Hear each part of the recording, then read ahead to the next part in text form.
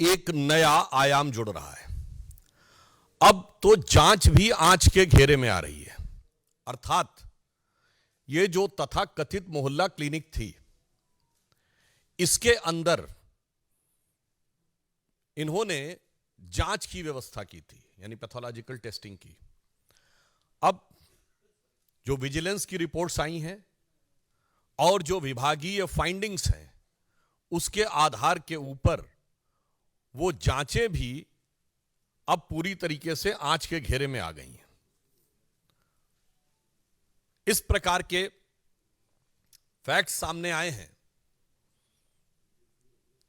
कि जो उनकी तथाकथित मोहल्ला क्लिनिक थी, सर्वप्रथम तो हम कहना चाहेंगे कि स्वतंत्रता के अमृत काल में आने के बाद भी देश की राष्ट्रीय राजधानी में सुपर स्पेशलिटी का कोई इंस्टीट्यूट या ऐसी कोई व्यवस्था या ऐसी कोई लैब बनाने के बजाय मोहल्ला क्लिनिक तक ही सोच सीमित थी, जो 75 वर्ष पूर्व भी थी। परंतु उसमें भी क्या हुआ, मीडिया में भी ऐसी रिपोर्ट्स हैं, कई स्वयंसेवी संगठनों ने भी इस विषय के ऊपर ध्यान आकर्षित किया था और जांच में भी आया कि एक दिन में 500 पेशेंट देखे गए हैं। अधिकतम संख्या 533 है, जबकि जो औपचारिक समय है मोहल्ला क्लिनिक का वो सुबह 9 बजे से 1 बजे तक है। अब आप इमेजिन करिए कि 9 बजे से 1 बजे तक 4 घंटे में कितने मिनट हुए, 240। और अगर 240 मिनट में किसी ने 533 पेशेंट देख लिए, इसका मतलब आधे मिनट में एक पेशेंट देख लिया, जिसमें एक पेशेंट का आना जाना, डॉक्टर का उसकी बात सुनना, असेसमेंट करना, जांच का पर्चा लिखना। महोदय, मैं कहना चाहता हूं कि जब त्योहारों के दिनों में बड़ी भीड़ होती है ना, तो आप जाते तो मंदिर में बड़ी भीड़ होती है, इतने सेकंड्स में तो व्यक्ति उस धक्का मुक्की में दर्शन भी नहीं कर पाता है जितने में आपके डॉक्टर ने उसके दर्शन करके रोग को समझकर रोग का निदान समाधान सब लिख दिया। यह है ईमानदारी का नया किरदार। और टेक्निकली मैं पूछना चाहता हूं, यह वो सरकार है ना जिसने कहा था कि हम सीसीटीवी का पूरा जाल बिछा देंगे दिल्ली में, तो मोहल्ला क्लिनिक्स में सीसीटीवी है कि नहीं? और अगर हैं तो उन मोहल्ला क्लिनिक में उस डेट की सीसीटीवी फुटेज दिखाइए कि 533 लोग कहां लाइन लगाए हुए थे, क्योंकि मोहल्ला क्लिनिक तो छोटी छोटी स्पेसेस में है ना। तो 533 लोग अगर आए तो सीसीटीवी फुटेज में होना चाहिए ना। बस यही सब चीजें हैं जिसकी वजह से जांच की आंच से घबरा रहे हैं। और इसमें जो प्रोसीडिंग्स में बात आई है, मैं कोट करना चाहता हूं कि necessary discipline proceedings may be initiated against the project director OLS outsource lab services। महत्वपूर्ण बात यह है कि यह सरकारी एजेंसी नहीं कर रही है, यह सब आउटसोर्स है, यानी प्राइवेट एजेंसीज को जांच दे रखी है। And others of the OLS branch for non-compliance of the directions of the Honorable LG which could have led to the loss of exchequer। यानी अब यह संदेह है कि वहां वो मरीज ही नहीं थे जिनके नाम के ऊपर बिलिंग रेस करके टेस्टिंग करा दी गई। A detailed vigilance inquiry may be conducted to bring out the quantum of loss of the exchequer to the collusion of the director and support staff with the private agencies। अब जो उपराज्यपाल महोदय ने ये लिखा है और ये अब पब्लिक डोमेन में है मीडिया में, उसके बिंदु क्रमांक 33 पे देखें तो लिखा हुआ tens of thousands of tests were recommended prima facie to the ghost patient, यानी जिनका अस्तित्व ही नहीं था। यही अंतर है। हमारे प्रधानमंत्री श्री नरेंद्र मोदी जी के द्वारा हर चीज डिजिटली ट्रांसफर होती है, इसीलिए ये लोग आधार का भी विरोध करते थे, क्योंकि यदि व्यक्ति का आधार कार्ड है और डिजिटली उसके अकाउंट में ट्रांसफर हो रहा है तो उसमें किसी भी प्रकार का झोल होने की संभावना नहीं है। पर यहां पर फिर empirical data proving entry of the fake mobile numbers, blank mobile numbers of the fictitious patients, fake attendance of the doctors and fictitious data of the patient established with a widespread corruption, manipulation of the documents, forgery of the record with the sole intention to loot the government exchequer and extended under the benefit of the private parties operating at AAMC as well as the dispensaries, polyclinic and hospitals of the Delhi government। यानी अब ये बहुत साफ हो गया कि पहले आपने मोहल्ला क्लिनिक बनाई, फिर उसमें जांच, पहले मामूली जांच होती थी, फिर बड़ी जांच की व्यवस्था की, फिर वो सब आउटसोर्स कर दी। यानी कुछ कुछ वैसा ही जैसा शराब घोटाले में हुआ था। कदम कदम रफ्ता रफ्ता बढ़ाते हुए और फिर उसमें फेक पेशेंट्स और फेक बिल रेज करने की बातें मीडिया में आ रही हैं। यानी अभी तक तो दारू का घोटाला था, अब दवा का घोटाला भी हो गया। यानी दवा और दारू दोनों में घोटाला करके कौन दिखा रहा है? स्वघोषित भारत रत्न विभूषित, जिन्होंने अपने को ही भारत रत्न दे रखा है कट्टर ईमानदारी का। तो मैं कह सकता हूं कि विपश्यना के ध्यान से लेकर और चुनाव प्रचार तक की समस्त नाटकीयता के मध्य कट्टर ईमानदारी का यह किरदार पूरी तरीके से तार तार हो गया है। अब हम यह भी कहना चाहते हैं कि आज वो कहने का प्रयास कर रहे हैं, अभी उन्होंने प्रेस कॉन्फ्रेंस में कहा कि वो सीबीआई से सवाल पूछ रहे हैं। साहब, बवाली अब सवाली बन गए, जिन्होंने राजनीति की शुरुआत ही, अब ये मैं बवाली शब्द ऐसे नहीं कह रहा हूं, ये बताइए, आप सबने देखा था ना कि सीढ़ी लगाकर तार काट रहे थे, यह नेता का किरदार है। 26 जनवरी के दिन धरना कर रहे थे, यह जिम्मेदार राजनीतिक व्यक्तित्व का किरदार है। इसलिए मैंने कहा, और याद करिए 2014 के समय भारतीय जनता पार्टी के कार्यालय के ऊपर आके पथराव किया था, जिसमें इनकी सर्वोच्च समिति के सदस्य थे, जैसे हमारे यहां पार्लियामेंट्री बोर्ड है। इसलिए मैंने कहा अब बवाली अब सवाली बन गए हैं। और सवाल किससे पूछ रहे हैं? जांच एजेंसी से। मतलब इसे शब्दशः ना लिया जाए, वैसे तो सारी जनता उस भाव को समझती है। हिंदी में एक कहावत होती ना कि उल्टा चोर कोतवाल को डांटे। आज उसी किरदार को वो दिखाने का प्रयास कर रहे हैं। और जहां तक टेक्निकलिटी की बात है, तो अगर उनको लगता है कि कोई टेक्निकल इशू है तो वो न्यायालय से जाकर समाधान प्राप्त कर सकते थे, मगर यहां टेक्निकल नहीं, मॉरल इशू है। यहां न्यायिक विषय नहीं है, यहां नैतिक विषय है। और केजरीवाल जी का वहां जाने से बचना यह स्वतः प्रमाणित करता है कि उनको यह पता है कि वो इस जांच की आंच से बच नहीं सकते, क्योंकि के अरविंदन ने बाकायदा बयान दिया हुआ है अप्रूवर बनके कि उनकी उपस्थिति में इतने प्रतिशत से इतने प्रतिशत बढ़ाकर शराब घोटाले में कमीशन की बात हुई और उसके इस प्रकार के वितरण की बात हुई। उन्हें यह बात पता है, इसलिए यह मैं कह सकता हूं कि यह उनकी गलती की स्वीकारोक्ति है।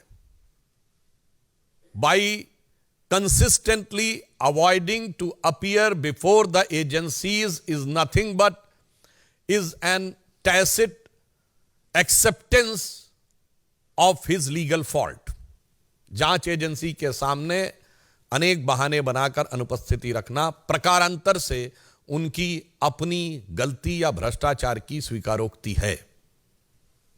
और पुनः यह एक विचित्र भ्रष्टाचार का मामला है, जिसमें जांच शुरू होते ही पॉलिसी विड्रॉ कर ली गई थी और पॉलिसी विड्रॉ करने के बाद उसको डिफेंड किया जाता है मीडिया में आके।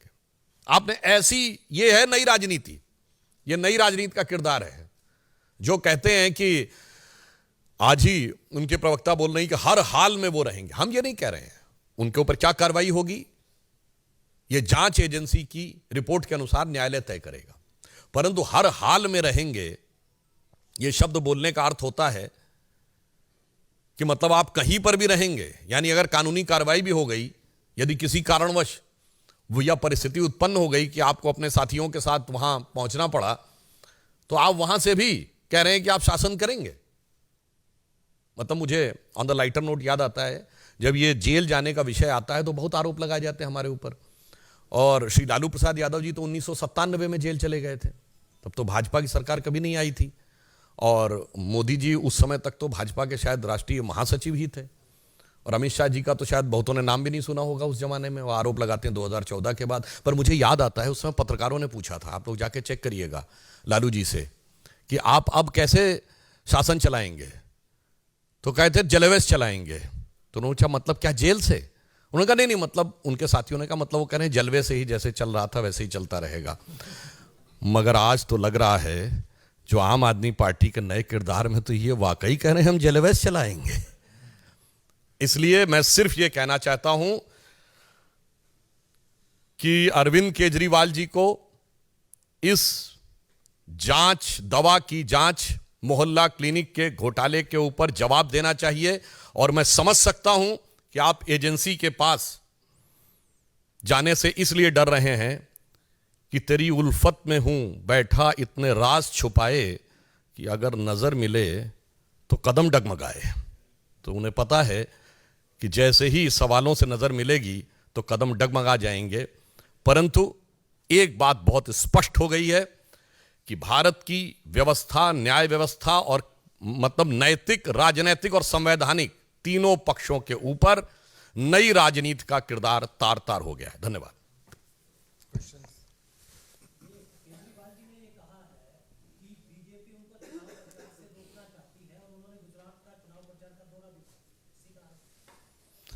वैसे अभी उन्होंने हाल में जहां जहां चुनाव प्रचार किया है तो जब्ती का रिकॉर्ड बनाया है। तो मुझे लगता है कि जितनी जमानतें जब्त करवाई हैं उन्होंने पिछले अभी इन 3 चुनावों में, तो मुझे लगता है कि ये सिर्फ जैसे कहते हैं तिनके की ओट में पहाड़ छुपाने का प्रयास करना, इसका राजनीति से कोई मतलब नहीं है। हां, उनको ऐसा लगता होगा, परंतु मैं बहुत स्पष्ट करना चाहता हूं, किसी भी चीज की जांच का जवाब देने का चुनाव प्रचार से क्या संबंध है? और ये लोग तो जिन पे आरोप लगाते थे आज उनके साथ खड़े हैं। मतलब सोनिया गांधी जी और राहुल गांधी जी, वो तो जाके फिर भी अपना जवाब दे आए थे। ये केजरीवाल जी नए राजनीति के नए किरदार, नई नवेली अजब अलबेली पार्टी के अलंबरदार, उनसे भी बड़े हो गए हैं। तो मतलब ये तथाकथित इंडी गठबंधन में ये है कि मैं तुमसे बड़ा। अरे उन्होंने तो ये कहा था कि ईडी घर पे क्यों नहीं आ गई, याद करिए। कांग्रेस के नेता प्रमोद तिवारी जी ने कहा था कि ईडी वालों को उनके घर जाके पूछताछ करनी चाहिए। ये तो उल्टा कह रहे हैं कि ईडी वालों से मैं पूछताछ करूंगा। मैं सवाल पूछ रहा हूं, मेरे सवाल के जवाब दो। ये आप अद्भुत और अविस्मरणीय आपको यह दृश्य दिखाई पड़ेगा।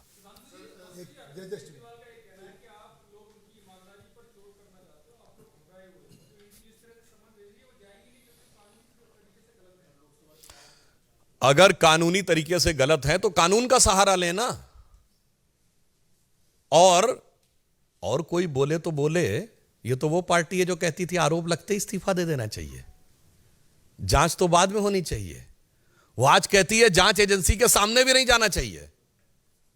अच्छा ये बताइए, ये मुझे चाहिए जन लोकपाल वाली भी तो एक टोपी थी ना, वो अब टोपी कहां है? अच्छा छोड़िए, अपनी पार्टी में भी तो एक लोकपाल नियुक्त किया था, उसी के पास जाके जांच की रिपोर्ट दे, वो भी खत्म कर दिया। आज तो वैसे भी नहीं कर सकते क्योंकि सुबह 7 बजे आना था, आपका खेल खुल गया।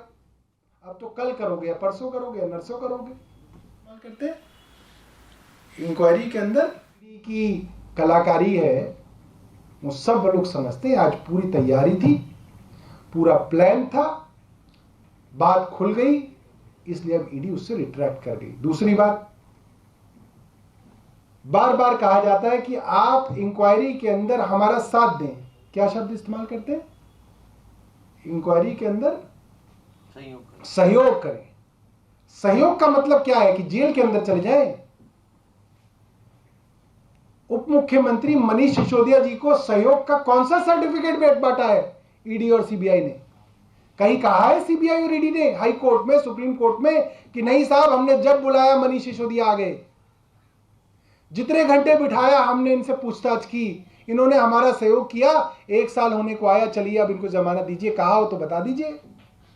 विजय नायर के लिए कहा हो, सत्येंद्र जैन साहब के लिए कहा हो कि जब बुलाया तब आए, जो पूछा जवाब दिया, 1.5 साल होने को आया, अब जमानत दे दीजिए, इन्होंने सहयोग किया। तो कौन से सहयोग की बात कर रही है ईडी सीबीआई और कौन से कानून की बात कर रही है? वो कानून जो भारतीय जनता पार्टी में शामिल होने के बाद अपनी आंख बंद कर लेता है। ये बड़ी बड़ी नैतिकता की बातें भारतीय जनता पार्टी के मुंह से अच्छी नहीं लगती। तो मान लिया जाए कि आप चौथे समन में भी अरविंद केजरीवाल नहीं जाएंगे ईडी के सामने? नहीं, ये तो हमने नहीं कहा। आप ये बात मानिए मत। अभी हमने उनसे सवाल पूछे, हमने उनसे पूछा है कि क्या पूछना है आपको, आप बताइए। वो क्यों नहीं बता रहे सवाल? भाई हमने कब कहा कि सवाल का जवाब नहीं देंगे? आप सवाल लिख के भेज दीजिए। भाई भारतीय जनता पार्टी क्या कह रही है? यही कह रही है ना कि सवालों का जवाब नहीं दे रहे, हमें तो गिरफ्तार करना ही नहीं है, ना बाबा ना। यही कह रही है ना भारतीय जनता पार्टी। ईडी भी यही कह रही है कि हमें गिरफ्तार नहीं करना, हमें सिर्फ सवाल पूछना है। यही कह रही है ना। तो भैया सवाल लिख के भेजो, तुम्हें लिखित में जवाब दे देंगे, साइन करके मिल जाएगा जवाब। अब बताओ ईडी के सोर्स क्या कहेंगे? इनकी नीयत में खोट है, ना इनके पास कोई सवाल है, ना इनके पास कोई सबूत है। इनको सिर्फ अरविंद केजरीवाल को गिरफ्तार करना है, वरना जिस दिन सवाल भेजेंगे जवाब आ जाएगा, ये एक्सपोज हो जाएंगे। आप पूछ लीजिएगा ईडी के सोर्सेज से क्या कहते हैं सोर्सेज। सौरभ, इसके अलावा भारतीय जनता पार्टी ने प्रेस कॉन्फ्रेंस करके उपराज्यपाल ने जो सीबीआई जांच की सिफारिश की है मोहल्ला क्लिनिक के मामले में, उस पर आपकी क्या प्रतिक्रिया है? ये मामला क्या है? क्या इससे पहले आपने कोई रिपोर्ट तैयार करवाई? नहीं, मुझे 20 सितंबर की डेट है, मुझे तो याद है शायद 20 सितंबर को मैंने ही अपने सेक्रेटेरिएट के अंदर प्रेस कॉन्फ्रेंस करके बताया कि कुछ मोहल्ला क्लिनिक्स के डॉक्टरों के विषय में शिकायत आई थी कि वो मोहल्ला क्लिनिक में लेट आते हैं या जल्दी चले जाते हैं। और मोहल्ला क्लिनिक के अंदर अटेंडेंस का जो सिस्टम है, देखिए जनरली सरकार के अंदर तो अटेंडेंस का सिस्टम सिर्फ साइन का होता है, साइन कर दिए आप आए। मोहल्ला क्लिनिक में इससे ज्यादा बड़ा सिस्टम लगाया गया था कि डॉक्टर आएगा, अपना वीडियो बना के आईज को ब्लिंक करेगा और वो उसकी एंट्री रिकॉर्ड होगी, और उसी तरीके से मोहल्ला क्लिनिक से जब जाएगा तो आंखों को ब्लिंक करेगा तो वो उसकी एग्जिट रिकॉर्ड होगी। ये हमने सोचा कि भाई ये एक बेहतर सिस्टम हो सकता है। साइन वाइन तो पता नहीं कौन कब कर दे। मोहल्ला क्लिनिक अपने आप में एक इंडिविजुअल एंटिटी है, तो कोई बहुत बड़ा तंत्र नहीं है एक दूसरे के ऊपर निगाह रखने के लिए। तो हमने ये वीडियो वाला जो है उसके अंदर ऐप के अंदर डाला था। अब जैसे हर टेक्नोलॉजी का तोड़ निकल जाता है, इसका भी एक तोड़ निकाल दिया कुछ डॉक्टरों ने जो शरारती थे। उन्होंने अपना वीडियो रिकॉर्ड कर दिया आंख झपकाते हुए, और वीडियो रिकॉर्ड करके उस मोहल्ला क्लिनिक के कर्मचारी को दे दिया कि उस वीडियो को चला के ऐप के अंदर रिकॉर्ड करके दिखाओगे तो वो वीडियो जब ब्लिंक करेगा तो वो उसको मानेगा कि हाँ ये आदमी ने ब्लिंक किया तो उसकी एंट्री हो गई, वो ब्लिंक किया तो उसकी एग्जिट हो गई। तो वो जब हमने जांच कराई तो कई बार ऐसा देखा कि डॉक्टर आ तो दूसरे कलर के कपड़े में रही है, जा दूसरे कलर में रही है। तो इसका मतलब वो दो अलग अलग वीडियोस उसके अंदर आ गए। फिर उसके अंदर ग्लेयर आ गया था। जैसे अगर आप वीडियो का वीडियो बनाएंगे तो जो उसकी स्क्रीन होती है उसमें लाइट की परछाई आ रही होती है। अगर मैं आपकी वीडियो बनाऊंगा तो उसमें परछाई नहीं आएगी, आपके ऊपर कोई लाइट का ग्लेयर नहीं आएगा। For more such videos, subscribe to the NewsX YouTube channel, hit the bell icon.